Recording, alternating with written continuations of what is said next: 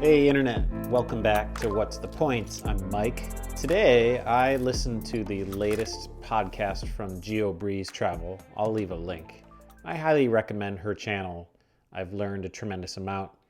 Today's topic, they were interviewing someone whose name I'm forgetting from the Points Guy, and it was all about status, airline and hotel status. And I'm mentioning this because they singled out Hyatt Hotels as the only loyalty program that it's actually worth chasing status.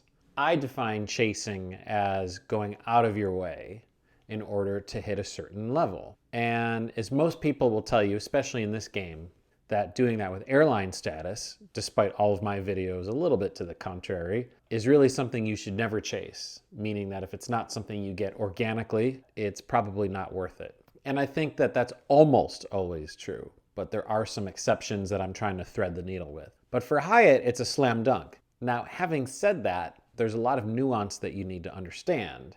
And you still need to look at your own use case and do the math and make sure that you're not going to just waste a lot of money. So having said all that, hey, just wanted to remind you that you can like and subscribe and stick around. And yeah, thanks for coming to my channel. So last year, I was able to get Hyatt Globalist status due to a corporate status challenge. They have a program that, as far as I know, is still ongoing, where a lot of different companies have a partnership with Hyatt. And all you got to do is, if your company is one of those, then you just simply put in your work email address.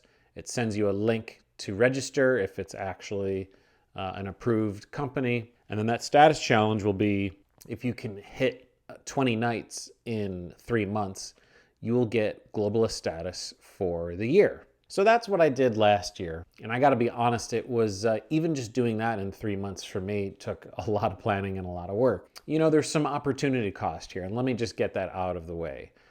I think that you can never go wrong with being a free agent when it comes to booking any kind of travel. Even though Hyatt has a great loyalty program and the perks and benefits you get from top-tier globalist status, very useful and potentially, depending on where you stay, very valuable. You know, you still got to really look very closely at whether this will work for you.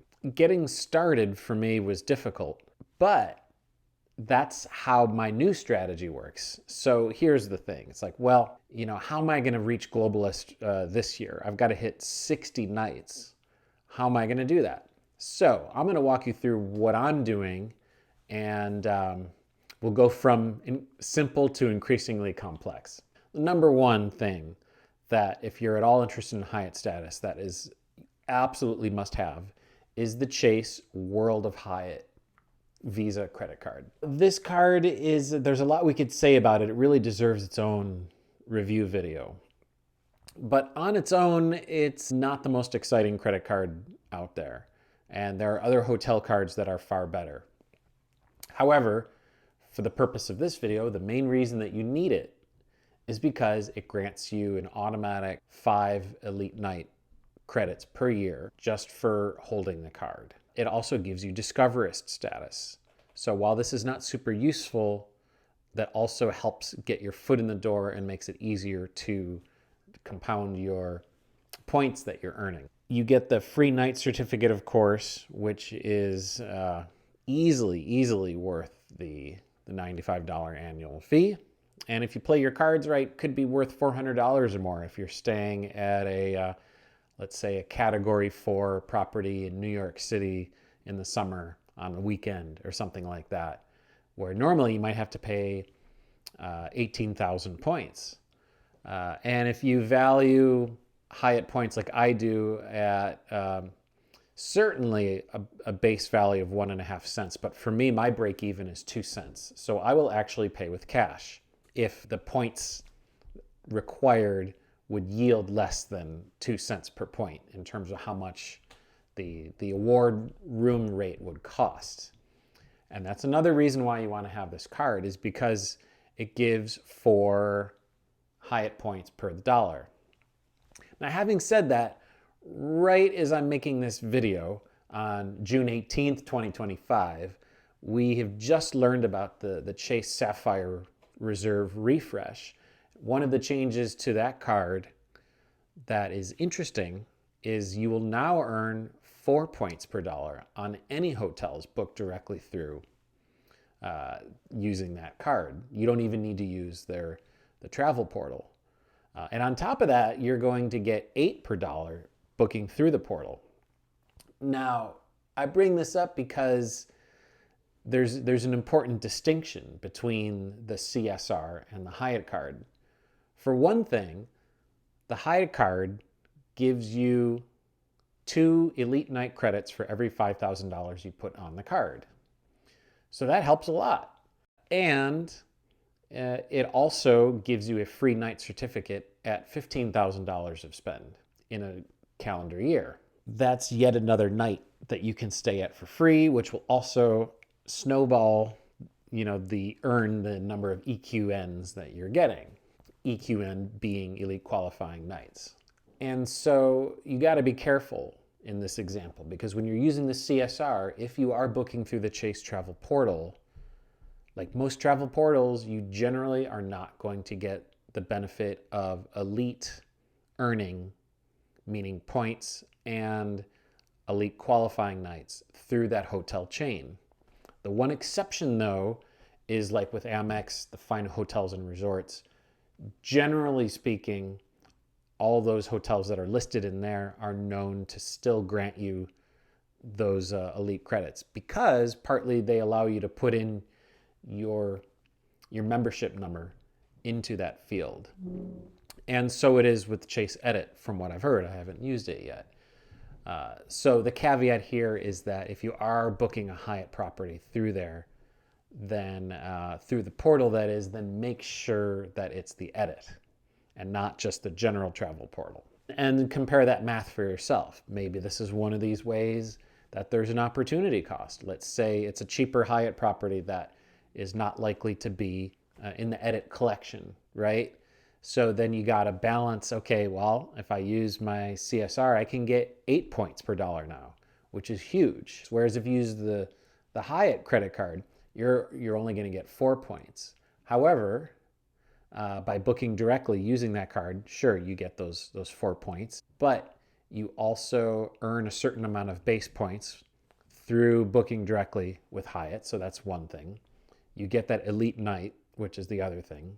And you also are earning towards the benefits that I just mentioned of using that card, namely the 2 EQNs for every $5,000. Are you following me so far? I know there's a lot of numbers, but stick with me here, because what this can do is really elevate your game. I've gotten some pretty sweet upgrades at properties from low to mid to high end, and that's something that, frankly, the other hotels, the other chains, they can't compete against. Uncle Luke just made a video about how he's quitting Hilton, and one of the things that he called out, which I'm glad to see because I feel like this does not really get enough focus, is that the Hilton program, and particularly the use of points, is pretty bad at the mid and low end. Whereas with Hyatt, you have a pretty good chance of getting good value at almost any property. Chase points are a little bit harder to get. I mentioned Chase points because, they are, other than Built, they are the only bank that has a transfer partnership with Hyatt.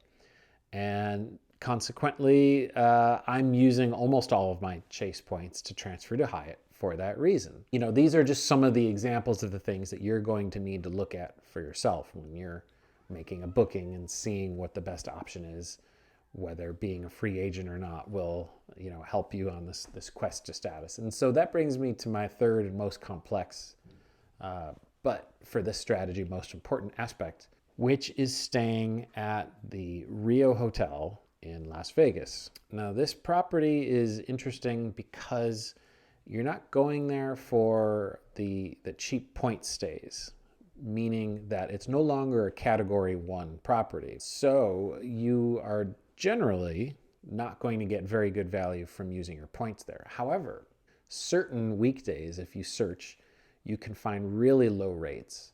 And also there's a particular type of rate they have, which is very generous, where you're earning 3,000 bonus points per night. And for some reason, at least on these nights that the rates are low, that difference between the regular rate and this bonus point rate is very slight. And so there have been nights where it's been, for me, as low as $50 all in. And I've heard of others getting even lower than that. But so think about that. So you're getting one night for $50. You're getting the 4X from the Hyatt card. You're getting all the base miles plus the bonus that you get with whatever level of status. And on top of that, you're getting 3,000 bonus points per night. But most importantly, for the purpose of this exercise, you're getting 1 EQN. And so if you can afford to spend the time there, then, and of course get there. Now for me, I'm coming from the West Coast, and it's very easy to find inexpensive nonstop flights from lots of different airlines multiple times per day. So you can factor that into how much money you're spending. But this whole strategy is what we call mattress runs. My recommendation, if you're going to go to this hotel, it's cool. It's just off the strip, so it's not quite as like crazy as some of the other hotels on the strip, and it's got, I don't know, kind of like a kitschy, funky charm to it. It's not pretentious. It's not trying to be something that it's not. And with those cash rates, they're usually high on weekends, but if you can get there a Sunday through a Thursday night, that's the cheapest way I know. Now, here's the big caveat here, though, right? There's resort fees. And those resort fees add, I can't remember what they are offhand, because I'm always getting them waived. And so that brings me to one of the benefits of Globalist. And there's too many to list in this video. But that's one of the big ones, is that any hotels that charge any sort of resort fee or destination fee, those are waived. And so now what that allows me to do is to really take advantage of the cheap rates at this hotel and give me a chance to hit these 60 nights, because let's be honest, I'm not going to hit 60 nights organically. Certainly not with one hotel chain. I mean, I'm traveling a pretty good amount, but not that much. And, as has been pointed out by many others, I mean, the biggest weakness of Hyatt compared to the other chains is a much smaller footprint. And certain places that you might otherwise have better options with other chains, you might have to settle for something that is either not as interesting or is further away from where you want to be. This strategy of doing mattress runs actually allows me to focus a little bit more on saving those stays for the places that actually do serve me the best. And so ironically make it easier to actually not have to stay at Hyatt's when I'm on a trip that I've put a lot of time and energy into planning. And yeah, it's important to find something that works well. And for me in particular, that means walkable to a lot of the things that I want to do. So I'm not running around, and most importantly, not staying in an area that I don't enjoy. That's kind of the overview, and I hope this was helpful. Let me know what your thoughts on the Hyatt program are, whether you've been considering status, whether or not you knew about this status match challenge. But yeah, I encourage you to Google that and just look at Hyatt Corporate Status Match, and follow the links, and then put in your work email and see if you're eligible. Before signing up to do that, my recommendation is really plan out your next 3 months. And so don't sign up for that until you're ready to have that clock start and hit the ground running with doing all those stays that you want to do. And hopefully they are organic. Hopefully it'll be a period where you'll be traveling and staying 20 nights. So let's all take care of each other. Take care. Ciao.